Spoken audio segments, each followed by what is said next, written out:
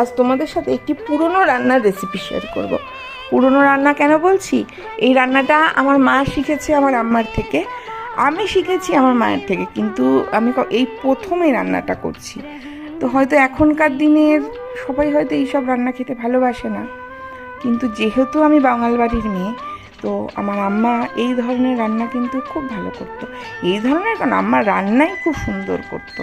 তো আজকে রান্না করছি আমার আম্মার থেকে শেখা মুগ ডাল দিয়ে লাউয়ের ঘন্ট।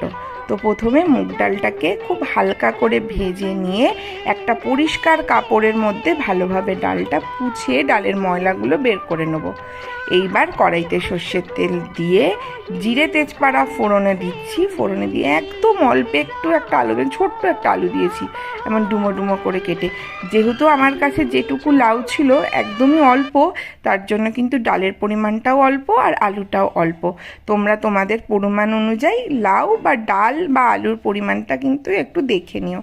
এইবার আলুটা ভাজা ভাজা হয়ে গেলে লাউটা দিয়ে বেশ নেড়ে চেড়ে একটু গ্যাসের আগুনটা বাড়িয়ে দেব, কেন লাউ থেকে যেহেতু জল ছাড়ে, এটা আমি মায়ের থেকে শিখেছি। তো লাউ বা ঝিঙে এই জাতীয় জিনিসে কিন্তু জল ছাড়ে বলে একটু আগুনটা মিডিয়ামে রাখলেই ভালো। লাউ থেকে একটু জল ছেড়ে এলে দিয়ে দিলাম ভাজা মুগ ডাল।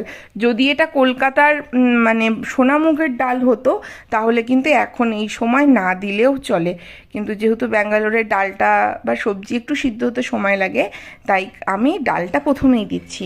দিয়ে নেড়ে চেড়ে হলুদ গুঁড়ো অল্প একটু নুন দিয়ে ভালোভাবে আরেকটু নেড়ে চেড়ে, লাউতে যেহেতু বেশি ঝালের দরকার হয়ই না, তার জন্য দুটো কাঁচা লঙ্কা চিড়ে দিয়ে একটু জল ঢেলে দেব। এইবার বেশ খানিকক্ষণ সময় নিয়ে রান্না করতে হবে, যতক্ষণ না ডাল আর লাউটা সিদ্ধ হচ্ছে।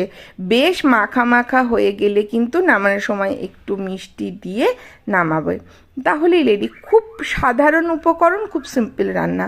আর আজকে মেনুতে ছিল ভাত, করেছিলাম একটু মুসুরির ডাল সিদ্ধ, শুধু তেল আর মানে নুন লঙ্কা, নামানোর সময় একটু তেল দিয়েছি, নুন লঙ্কা দিয়ে ডাল সিদ্ধ। কালকের একটু থোর ভাজা ছিল, একটু পনিরের তরকারিও ছিল, আর এই যে লাউয়ের ঘন্ট মুগ ডাল দিয়ে, আর করেছিলাম একটু পাঁপড় ভাজা আর ডিম সিদ্ধ দিয়েছিলাম।